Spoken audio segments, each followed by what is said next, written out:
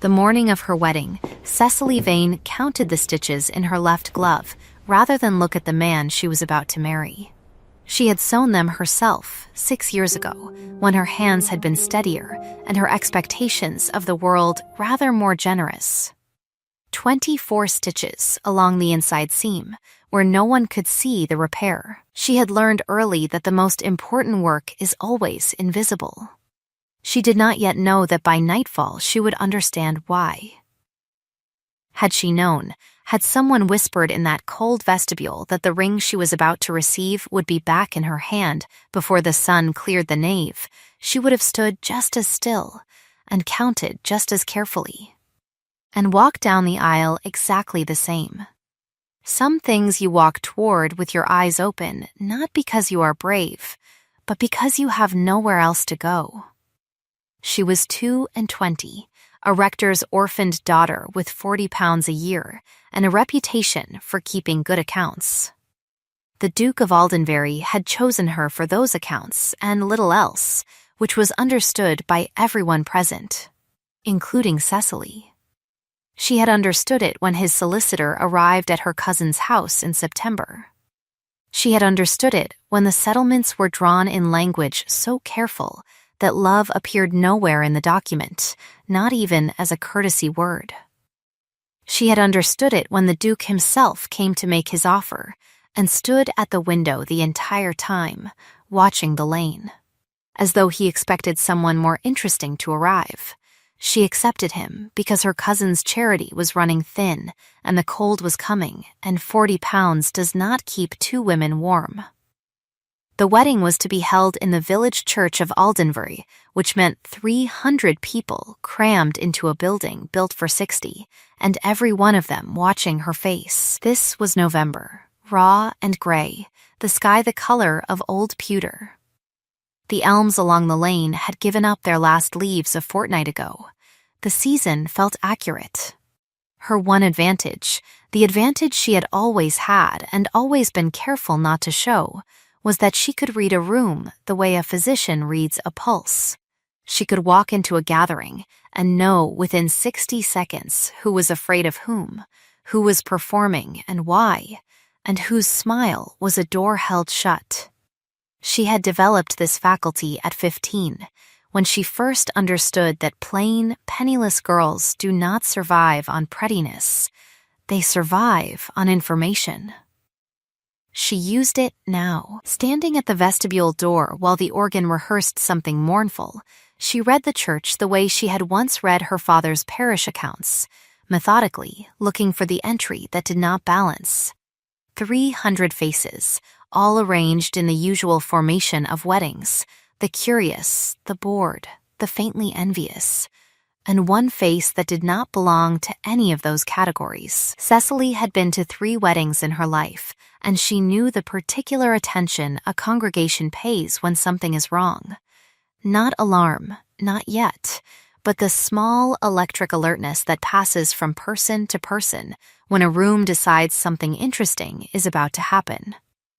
She could see it moving through the pews like a ripple across still water. She tracked it to its source and found her there in the 4th pew on the left, precisely positioned where a wife would sit if a wife had been invited. The woman was beautiful in the absolute uncomplicated way that is almost boring in its completeness. Dark hair coiled beneath a hat that had cost more than Cecily's entire quarterly allowance, a gown the color of cream, which is not mourning and is not quite celebration, and is therefore something else entirely. She sat with the posture of a woman who had attended every important occasion in this man's life for years, which she had. The Duke had not troubled to conceal her. He had not seated her in the back, or off to the side, or outside in the lane with a good view of nothing. He had placed her, or she had placed herself, in the position of maximum visibility, at the most unignorable angle to the altar. Cecily looked at her for 3 full seconds. Then she looked at the Duke, who was already standing at the altar, and she saw the small thing that confirmed everything. He did not glance at the 4th pew. not once. A man who does not know someone is in his church glances around. A man who has arranged for someone to be in his church does not need to look. The organist played the opening chord. Agnes materialized at her elbow, breathless and pink. Agnes was kind in the way that very comfortable women often are, abundantly, at low personal cost, and with a slight air of receiving credit for it. She had managed Cecily's poverty for 6 years, with cheerful efficiency, and a conviction that marriage was the natural cure for having no money. "You look, Cecily, you look perfectly composed. That is exactly right. You always know the correct thing." Agnes pressed her gloved hand. "Are you ready? I want to ask you something before we go in." "Now?" "The music has started." "When did you know," she asked, "that it was him and not someone else? Who is the woman in the 4th pew on the left in the cream gown?" Agnes's hand went very still. "Agnes, this is not the moment to discuss. It is the only moment." Agnes looked at her with the expression of a woman who has been keeping a secret and has just realized that the person she was keeping it from has known it for some time. She was. Before the engagement was announced, she and the Duke were, it has been a long association. How long? 7 years. And she is here because... Agnes drew a breath through her nose. Because he did not ask her to stay away. The organ completed its phrase and began again. Waiting, Cecily considered this for a moment. She considered the £40 a year, the cold coming, her cousin's thin charity, the settlements written in language that had no room for the word love. She considered what it would cost to walk into that church, and what it would cost to walk into the years after it. "Then he will not mind," she said, "if I give this back." She drew the ring from her glove pocket, the betrothal ring, which had been delivered by a solicitor rather than a hand, and set it in Agnes's palm, which was still extended from their hand-clasp, which Cecily thought was a mercy, sparing them both the performance of Agnes deliberately opening her hand to receive it. She smoothed her left glove once, corner to corner.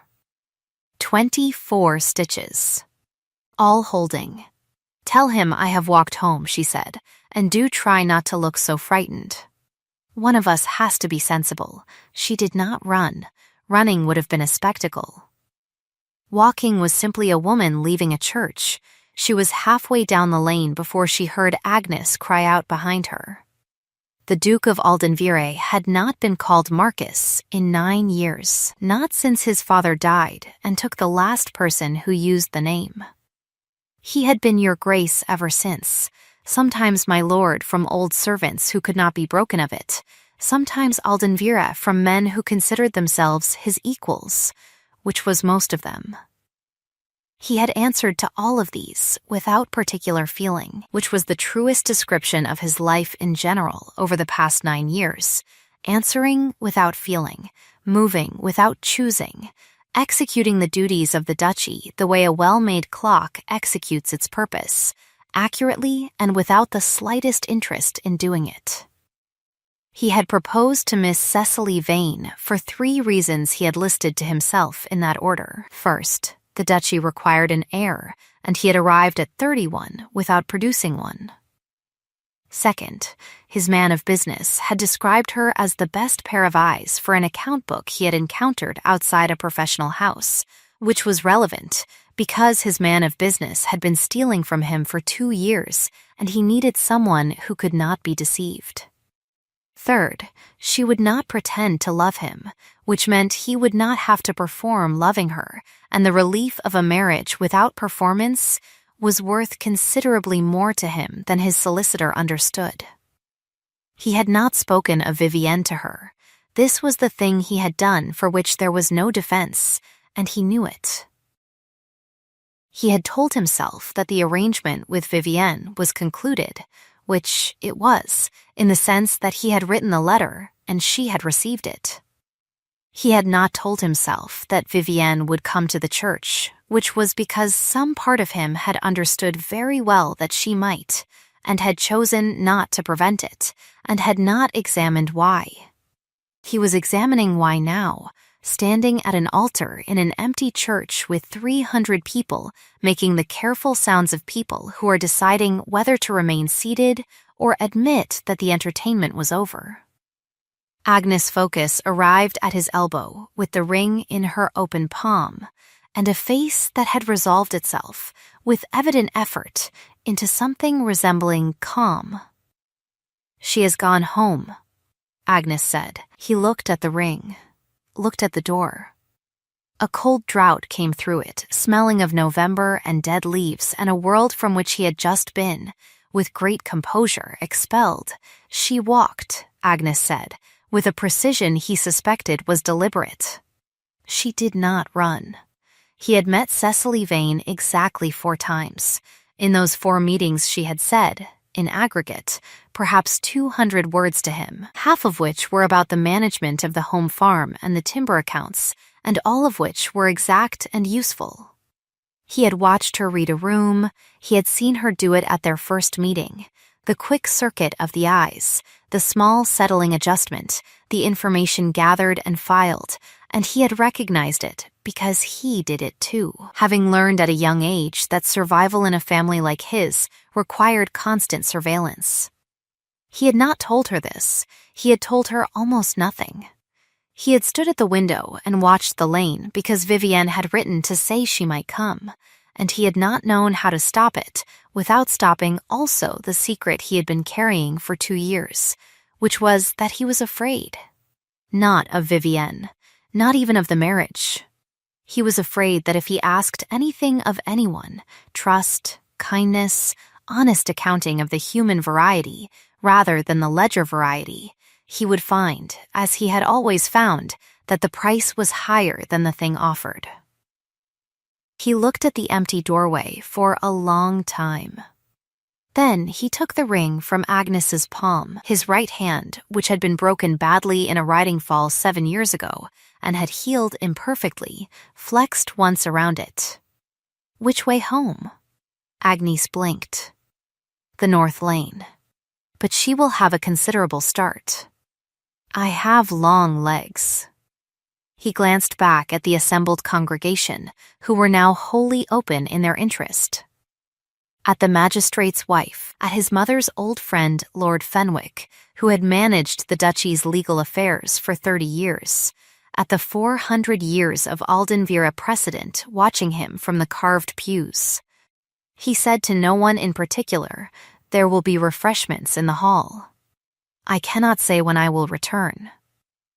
He walked out of his own wedding. It had been long enough since he had moved quickly that he had forgotten the particular satisfaction of it. He was down the lane in 3 minutes, through the Lick Gate in 4, and he saw her at the first bend, walking with the particular quality of attention that he had noticed before, her gaze moving across the hedgerows and the sky, rather than at the mud. As though she was making a thorough record of the world she was passing through. She had not, as far as he could tell, hurried at all. He said her name. She stopped, did not turn immediately. He watched her decide. He could see the decision being made in the set of her shoulders, the breath she took, and then she turned. Her face was composed. Exactly as composed as it had been in the vestibule. He had an unsettling conviction that her face would be exactly this composed at the bottom of the sea. "You have left your own wedding," she said. "You left it first." "I was not aware that was a competition." He stopped a few feet from her. The lane was narrow, edged in dead bracken, and the sky pressed low and gray overhead. "I came to apologize. That is kind. You need not have followed me 3/4 of a mile to do it. A letter would have served." "I wanted to do it in person. You seem," she said, with a careful precision, "to manage rather a great many things by proxy." That landed exactly as it was aimed. He did not flinch. He had not flinched at an honest blow since he was 12. "Yes," he said, "I do." The admission seemed to cost him something she had not expected him to offer. She looked at him for a moment with the same attention she had given the room. He waited. He was accustomed to being read. He did not like it, but he was used to it. "What is it," she said, "that you cannot yet tell me?" "Several things." "Name one." He turned the ring over in his right hand, the broken one, and she watched the flecks of the damaged fingers. "There is someone in my house who should not be there. Someone with access to things they should not have. I have known it for 2 years, and I have been unable to prove it, and in the meantime the house has been slowly, not robbed exactly, undone. I needed someone who could see it, and I did not know how to ask for help without explaining why I needed it." She was quiet for a long moment. "Your man of business." He went very still. "The accounts he sends you," she said, "are not the accounts I was shown when your solicitor came in September. He showed me the September figures himself, I think to demonstrate the duchy's solidity. I compared them to the quarterly report your steward published in the Estate Gazette, and there is a discrepancy of roughly £4,000 across 3 years. I assumed I was mistaken. I did not want to begin a marriage by accusing a man I had never met of fraud." The silence lasted the length of a long breath. "You saw it," he said, "in September." "And said nothing." "You said nothing either," she said, "and it was your house." He looked at her, not the way he had looked at her before, from a window, from a distance, at an angle. He looked at her the way you look at something you have been searching for in the wrong light. "Come back," he said. "That is not an apology."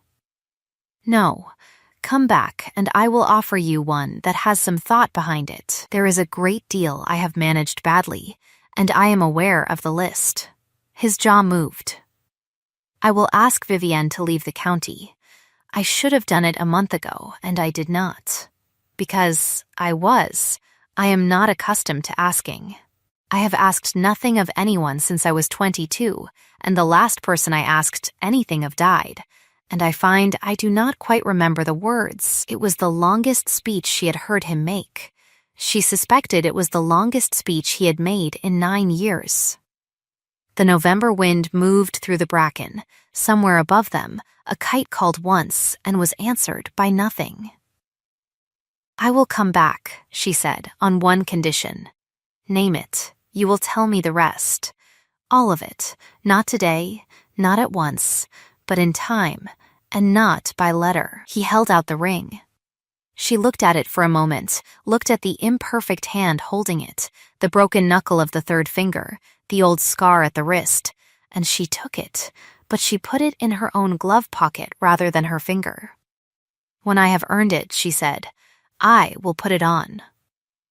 He said nothing, but he walked back up the lane beside her, and when the wind sharpened at the bend, he shifted half a step so that his considerable height took the worst of it, and he did not comment on having done so, which Cecily thought was the most honest sentence he had spoken yet.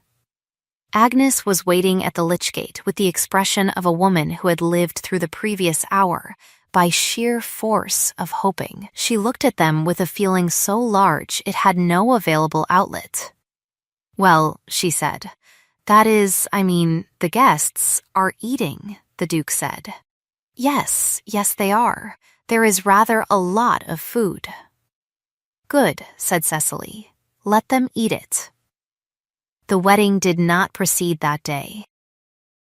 The guests did proceed to eat an extraordinary quantity of cold goose, which a man named Horace Timms, the butler of 40 years' service, superintended with the bleak satisfaction of a professional who has planned for every contingency, including this one. He was a small man of 60 with a face like an old boot and a manner of moving through a crisis as though it were simply a faster kind of normal. He had served 3 Dukes of Aldenvere and had held a private opinion of all of them that he shared only with his cat. The cat was named Doctrine, and she had heard a great many things. Cecily met Horace Timms on her second day at Aldenvale Hall, when she arrived as a house guest rather than a bride. The legal and social logistics of this had been managed by Agnes with considerable ingenuity. Cecily was staying, it was explained, to assist with the household accounts at the Duke's request, which was true, and no one asked what else it implied, which was polite. The village had opinions, but the village expressed them through Mrs. Henning's dry goods counter rather than directly, which meant Cecily did not have to look at them. Timms found her in the steward's room on the second morning, already at the ledgers. "You've found the East accounts," he said. "Someone has been maintaining 2 sets." She did not look up. One for the Duke's review, and one that appears to be the original. The margins are different and the ink dates don't match. Timms was silent for a moment. It was the silence of a man who has been waiting a considerable time to hear a specific sentence. "Yes," he said. She looked up. "You knew." "I suspected. I am a butler, Miss Vane. I keep the household accounts. The estate accounts are Mr. Renwick's province, and I have no authority to examine them." He paused. "However, I have eyes. And you said nothing to the Duke." "I said something to the Duke 8 months ago.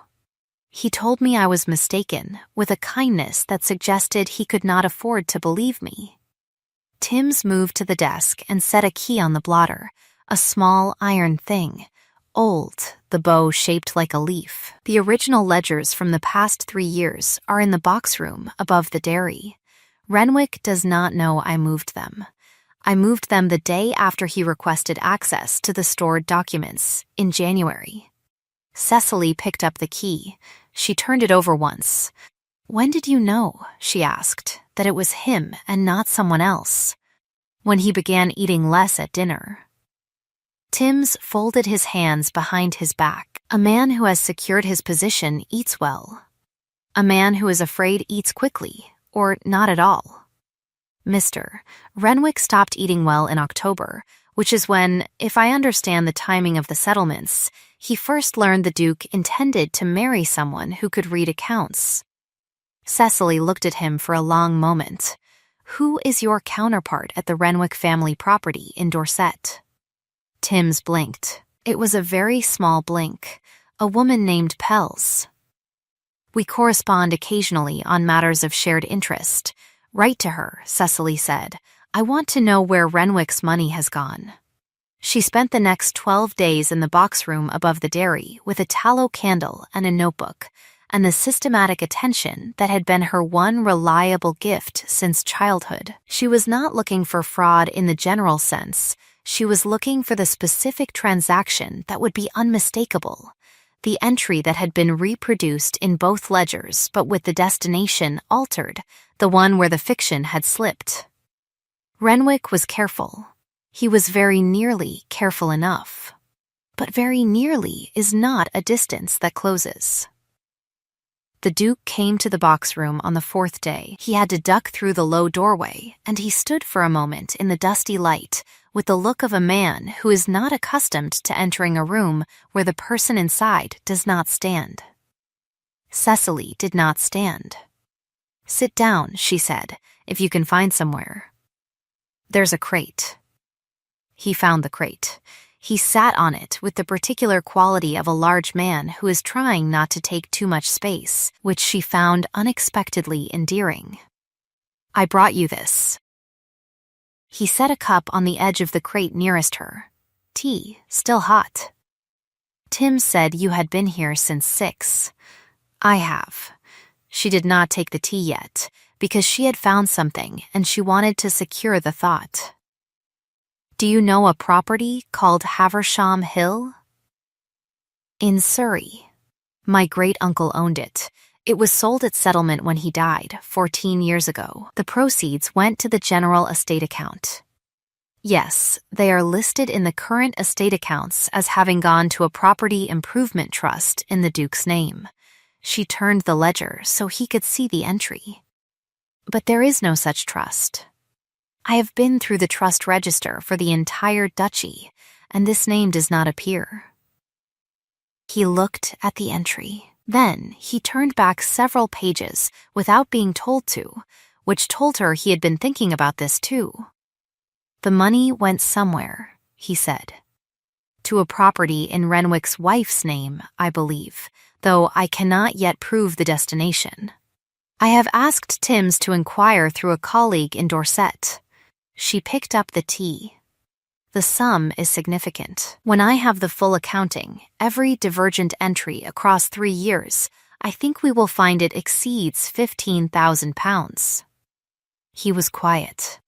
She had noticed that he processed large things quietly. The worse the news, the less he moved. He was my father's secretary, he said after a moment, before mine.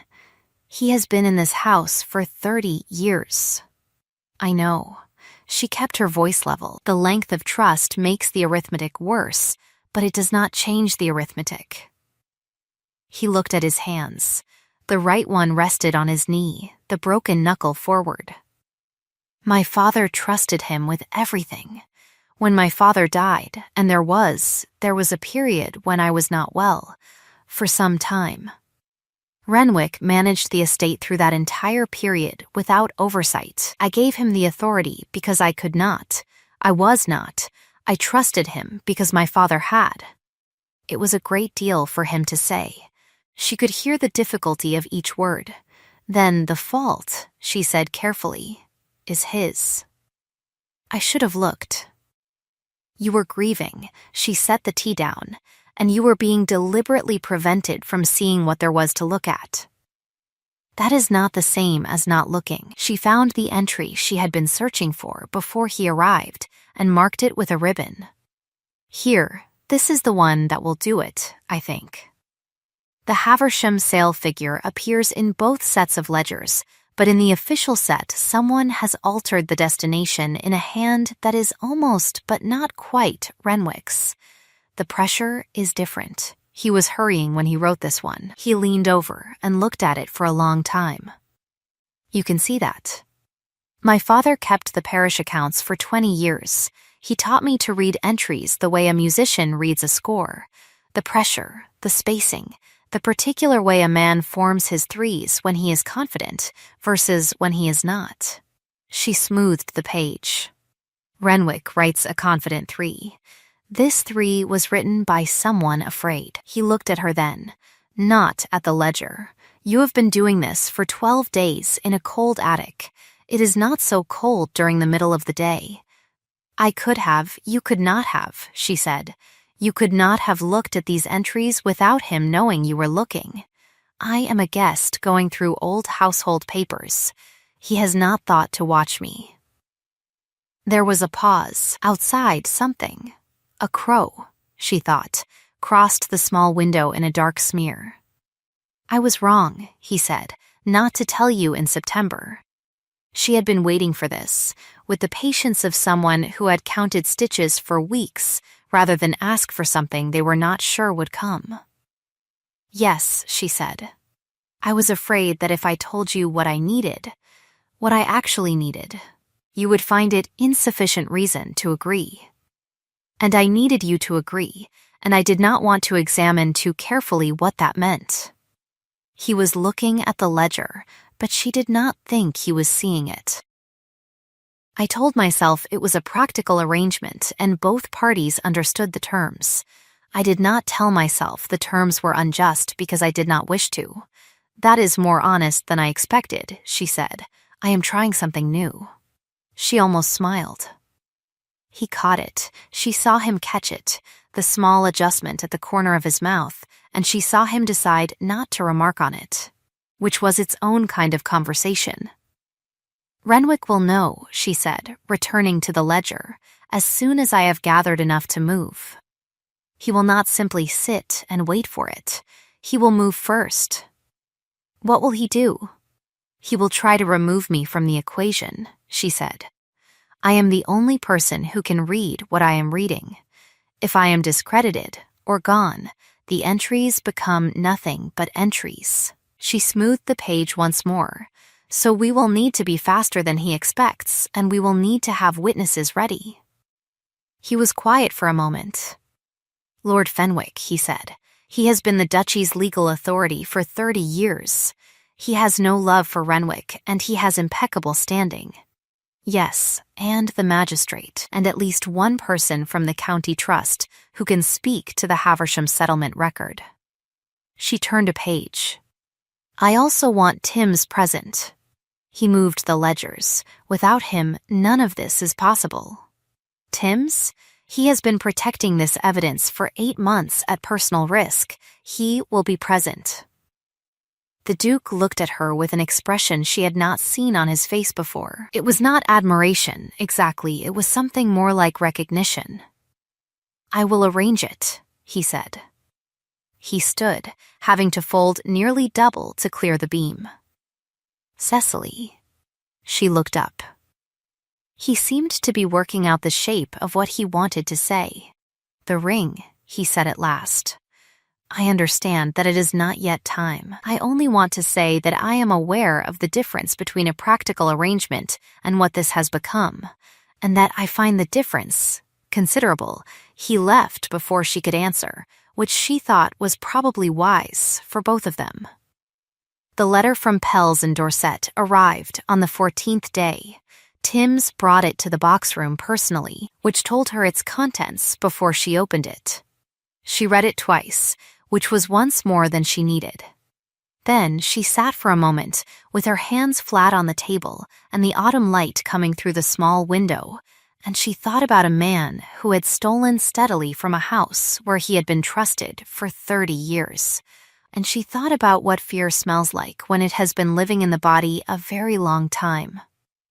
She thought, too, about a letter.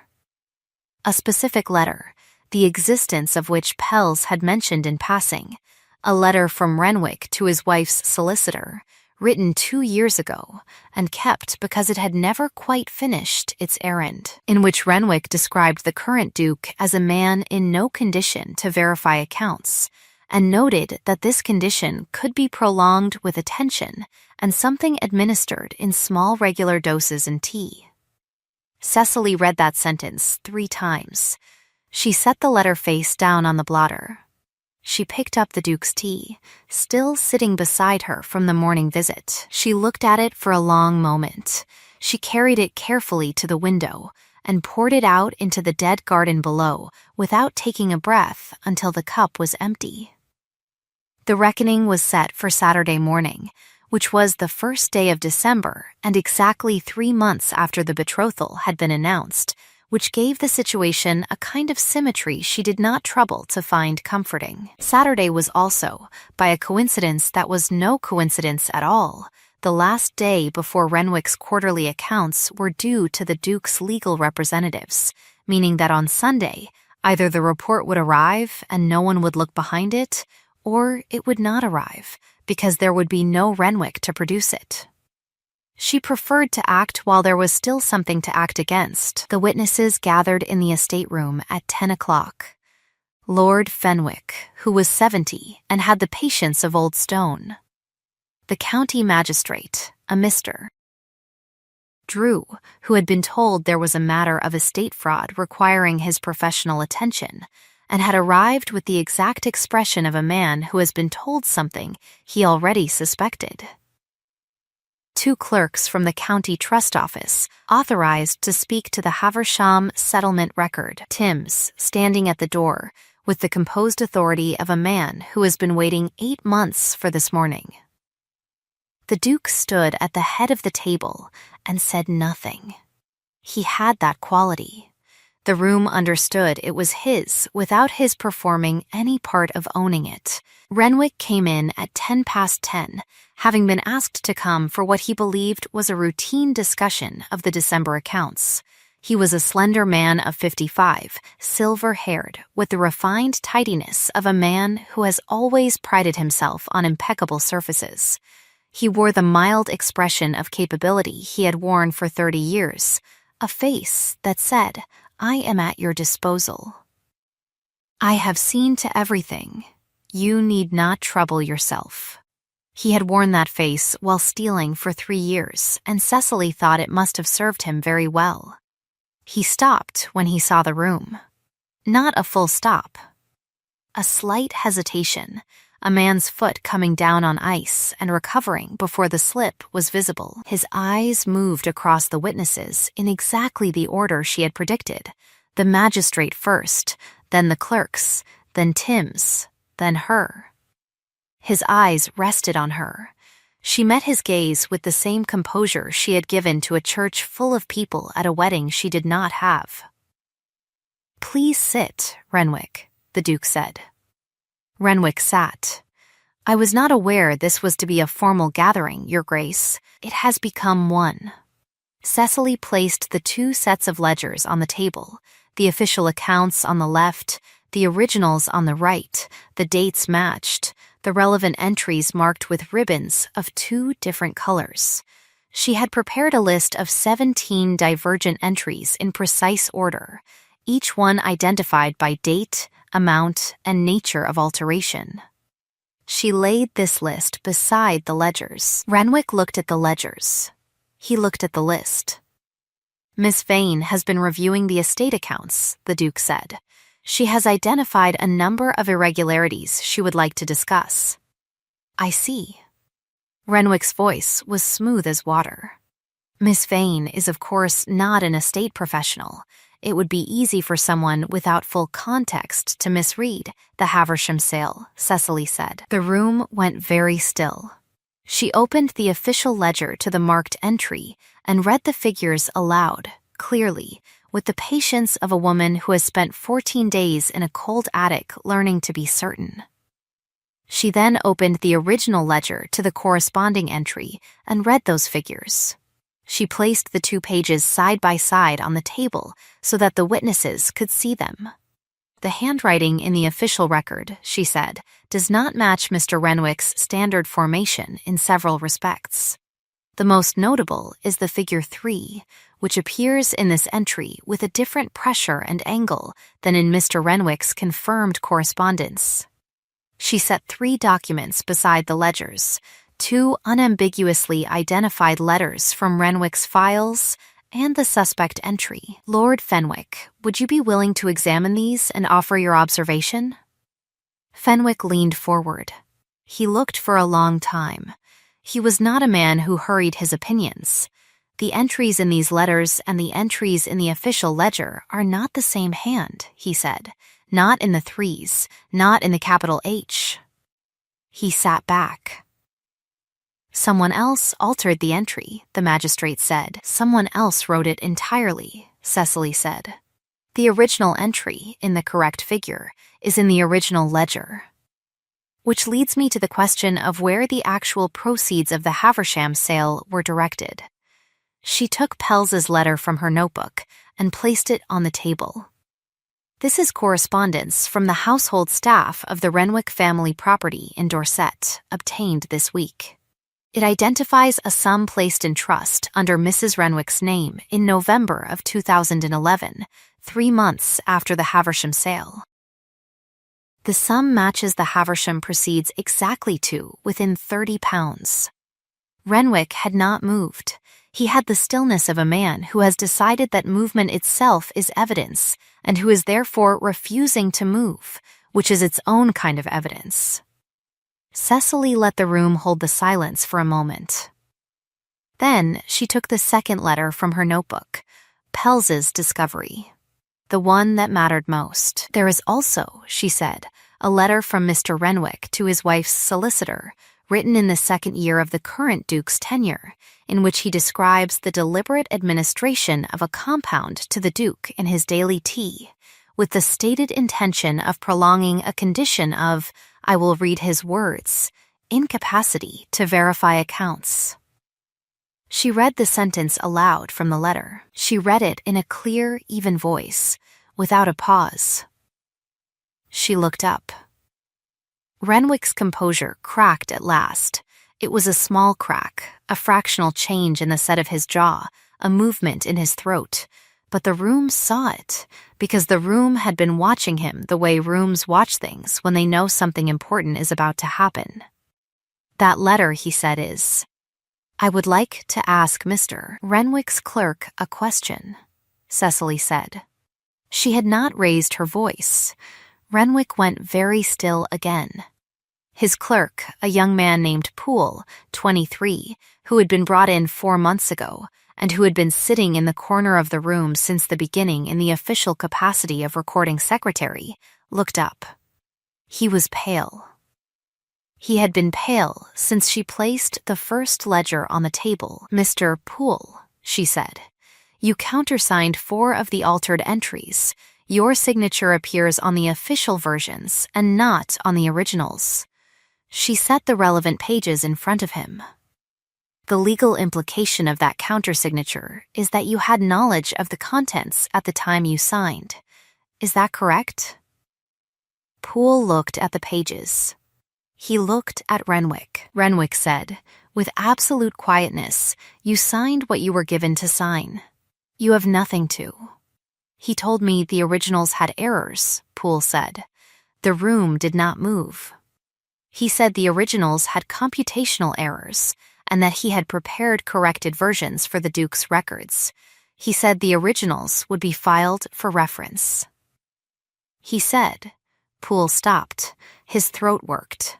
He said the Duke preferred not to be troubled with administrative corrections. Cecily said nothing. Renwick said, with the last of his composure, that is not. What did you understand, Cecily said to Poole, the difference in the figures to mean?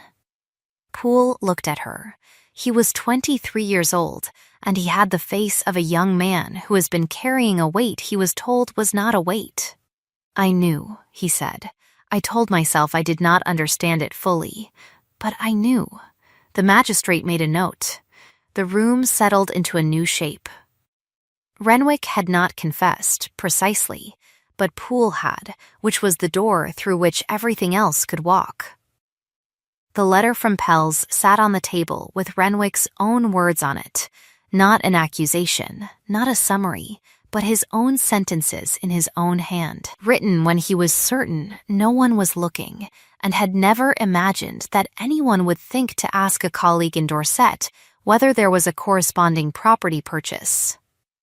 He had made the mistake of believing that the woman selected for a practical arrangement would be looking at the ledgers he wanted her to see. Fenwick said, with the authority of a man who has conducted these things for 40 years, I believe we have sufficient. Renwick turned to the Duke. His face had changed. The immaculate surface was still there, barely, like varnish beginning to lift at the corners. I served your father for 15 years, he said. I served this house for 30. I know, the Duke said. He was looking at Renwick with an expression Cecily could not fully read, not anger, not contempt. Something more painful than either. He trusted me entirely. He did. I know that too. And when he died, Renwick stopped. His jaw moved. The small tick she had noticed at the far corner of his eye, which she had categorized as a cold tell of a calculating man, was doing something different now. It was doing what it had always been doing, she thought, and she had only now read it correctly. It was the eye of a man who had loved her father-in-law with the particular grief of someone who was second to him, necessary to him, indispensable to him, but never his. Never invited to dinner. Never introduced as a friend. 30 years of service, and a man who could be dismissed without scandal the moment the heir reached his majority. She did not excuse him. She also did not hate him. The Duke said, You will leave the county. You will take what you have and go, and I will not pursue the matter further through the courts, because your wife is innocent and your children are young, and I will not destroy them for your choices. His voice was very quiet. The money you took was significant. I know what it cost this house, and I know what it cost me. I am not forgiving you. I am protecting them. Renwick looked at him for a long moment. I was afraid, Renwick said. When you came back from the north and I could see that you were capable, and that eventually you would look. I had planned to stop. I told myself every quarter that I would stop. I know, the Duke said. I believe you. It does not change what you did. He left 30 minutes later. Timms showed him out. The room took a collective breath. The magistrate finished his notes. Fenwick folded his hands on the table and looked at Cecily with the expression of a man reassessing a previous calculation. You will need a proper estate solicitor, he said. I am aware, she said. I can recommend several. So can I? Said the Duke. Fenwick looked at them both. His old mouth shifted at the corner. I believe you can, he said. Timms came back into the room and stood at the door with his usual expression of having managed everything and expecting no credit for it. His cheeks were slightly higher than their usual position, which was the closest thing to a smile she had seen on his face. The library is ready, he said. If anyone would like tea. He paused. I have made it myself this morning. The Duke looked at him. As I have done, Tim said, with absolute composure, every morning for the past 2 weeks. She understood then the full weight of what Timms had done, not only moving the ledgers, not only writing to Pels, but standing between the Duke and his own tea every morning for 2 weeks without being asked and without saying so. She looked at Timms, and she saw a man who had been protecting the same house for 40 years in ways that never appeared in any record. Timms, she said. Miss Vane, I believe we could all manage a cup. He withdrew, but not before she caught the fractional elevation of his chin that indicated he had heard what she had not said and found it sufficient. The witnesses departed by midday. The county clerks returned to their offices with the relevant documents. Fenwick rode home in his old carriage with a look of private satisfaction. The magistrate promised to have the formal record ready before Christmas, shook the Duke's hand, and looked at Cecily the way men look at people they had not thought to look at. She was in the estate room alone when the Duke came back. He stood in the doorway for a moment. She was refolding the ledgers into the correct order, corner to corner, the way she always did with documents she intended to preserve. It is over, he said. The worst of it, she said. The accounting will take months to reconstruct properly. I know. She smoothed the cover of the original ledger, the one Timms had hidden in the box room in January, the one that had been the beginning of all of this.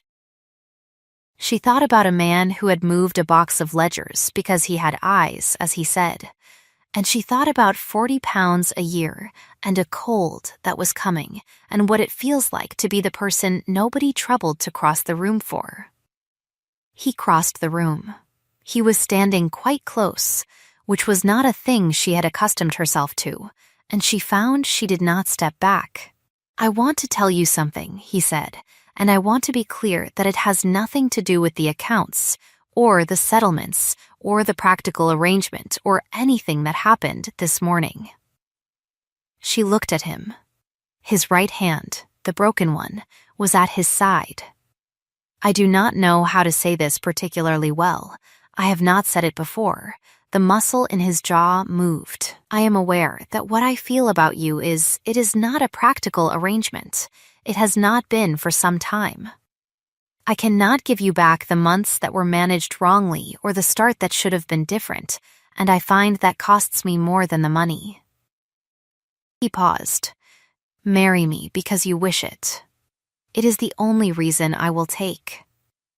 She looked at him for a long moment. She thought of a vestibule in November and 24 stitches along a seam where no one could see the repair. She thought of a cold lane and a ring in her glove pocket, and a question she had asked him.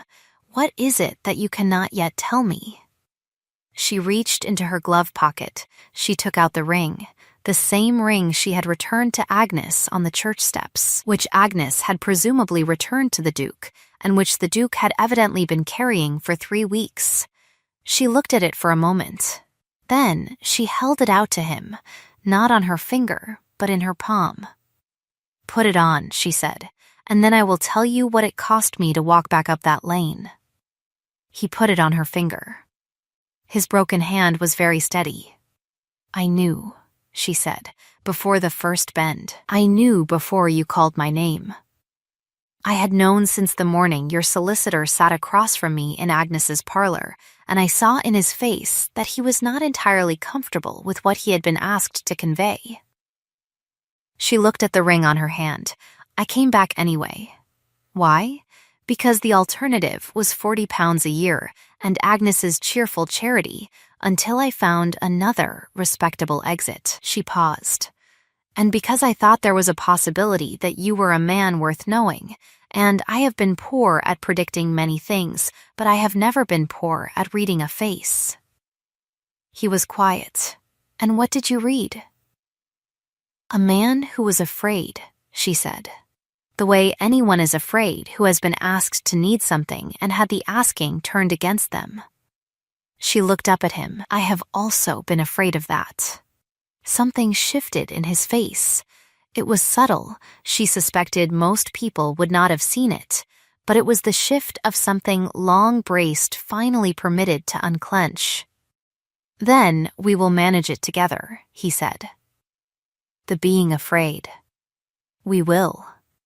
There was a silence that was not empty. Outside, through the tall estate room windows, the first gray light of December was coming in low across the park, and it caught the dust motes above the ledgers and turned them briefly into something that looked like intention. She heard, very faintly, a sound from the direction of the library. "Was that," the Duke said, "Tim's weeping?" It sounded like it. "He will deny it." "Yes," she said.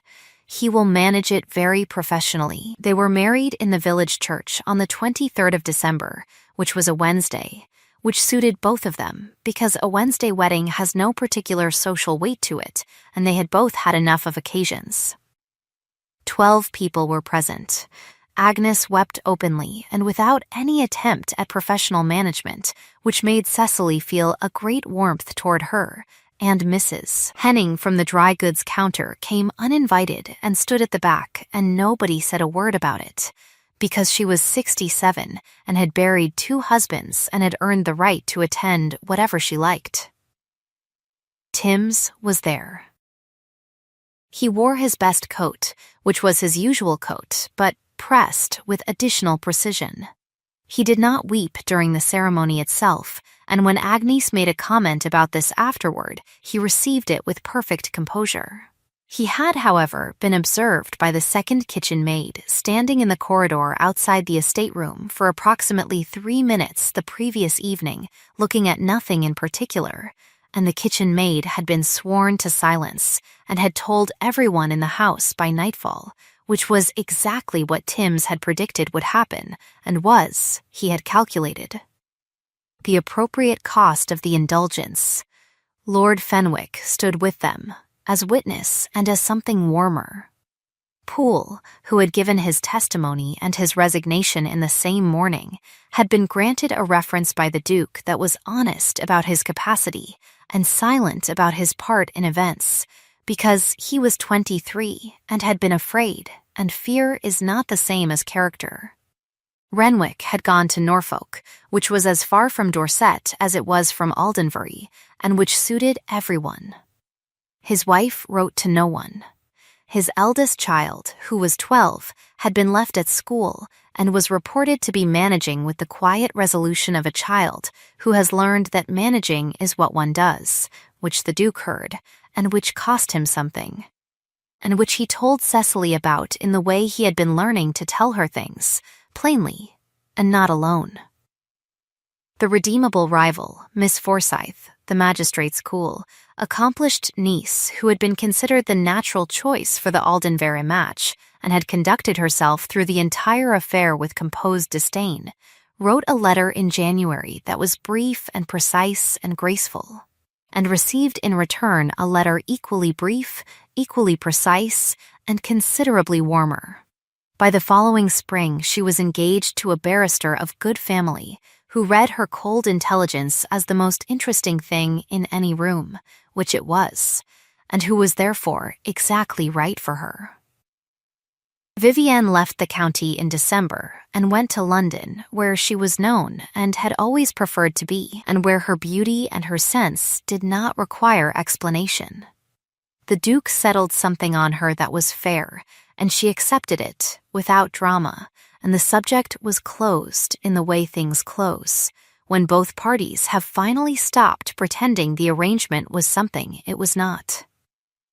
Agnes retired to Bath the following year, having discharged her responsibility to Cecily with what she considered great success, and which she described to every acquaintance she had as having been entirely her own design from the beginning, which was not true, and which Cecily permitted her to believe, because it cost nothing, and Agnes had been kind for 6 years, and kindness should be repaid in whatever currency it will accept. Horace Timms remained at Aldenbury for 11 more years. When he finally retired to a cottage on the estate that had been arranged for him with a south-facing garden and a reading allowance and the continued company of doctrine, who had outlasted all reasonable expectation and seemed to have taken the place of the cat she had once served, he left behind accounts that were immaculate. A household that had been run so well it ran itself, and a note in the estate file that read, "Inventory of the box room above the dairy has been verified, and the room is in good order." The key has been left with Miss Vane. He had crossed out Miss Vane and written the Duchess in a different ink slightly later, which told her everything she needed to know about his feelings on the subject, and which she kept. It was the following November, almost exactly a year after the morning she had stood in the vestibule counting stitches, that she found herself in the church again. Not for a ceremony. For an ordinary purpose, she had come to return a book of accounts to the church register, which she had borrowed in the autumn to verify a tithe discrepancy. She was wearing her better walking coat because the weather had turned proper and cold. The church was empty. She stood in the vestibule for a moment in the same exact spot. She heard the lich gate. She counted, without quite meaning to, the footsteps on the path. He came in out of the cold and stopped when he saw her. He was carrying a parcel under one arm, which she happened to know contained a particular item she had requested from a bookshop in London that had taken 3 months to arrive. He had walked from the hall because she had the carriage, and he had found he had something to deliver and had not wished to wait. "There you are," he said. "Here I am," she said. "You walked. You had the carriage." Above the porch, a rook called once. It called in winter, she had learned, more often than rooks are supposed to, which the village took as a weather sign, and which she took as a piece of local character she had grown fond of. He was looking at her with the expression she had first identified in the estate room in December, and which she had since found to be his natural face, the face under all the other faces, which was not cold and not grave, but simply private, the face of a man who had kept everything inside for so long that letting it out felt still like a controlled risk rather than a natural act. He was working on it. She was patient with it. Patience had always been her profession. "I have been thinking," she said, "about next year's timber accounts." "Have you? The eastern stand will need to be harvested before March, or the yield will be down again." "I have written to the new forester, but I think we should also consider," she stopped, because he had put the parcel down on the vestibule bench and taken her left hand and was looking at the ring on it, which was something he did occasionally with the focused attention of someone checking an anchor. "We can discuss the timber," he said in a moment. She let him look. The ring was warm. It had been warm for a year. He said, "Without looking up, I told you once there were several things I could not yet tell you. You did. I have told you most of them. You have. There is one left." He looked up. His right hand was around hers, the broken knuckle against her palm. "It is that I was not afraid of needing you.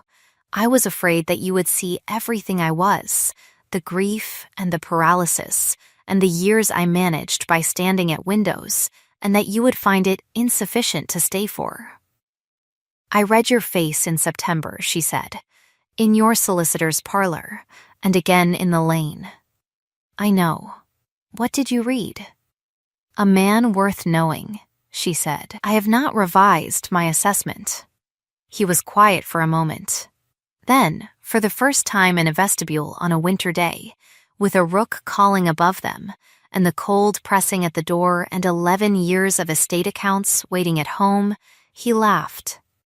It was a real laugh, not the careful, controlled shift she had first catalogued in December, but a laugh with air in it, and warmth, and the sound of something that had been braced for a very long time finally permitted, at last, to rest. She thought, there it is. There is the one I was waiting for. She put her other hand over his and held it. If this story found you where you have been quiet about a cost you bore alone, if you know what it is to be read wrong for a long time and to bear it without complaint, then you know exactly what that laugh meant. Stay a while. The fire is on and the chair is kept, and there is no hurry here. I would love to know, what was the moment for you? The one that changed the shape of everything? Was it the lane? Or the box room? Or that last laugh in the doorway? Tell me in the comments. I read every one, and your answers are always the best part of my week. If you would like to keep a place by this fire, there is a subscribe button just below, and it costs only a click to stay warm here. Sleep well tonight, and be gentle with the ones who have been counting your stitches in secret.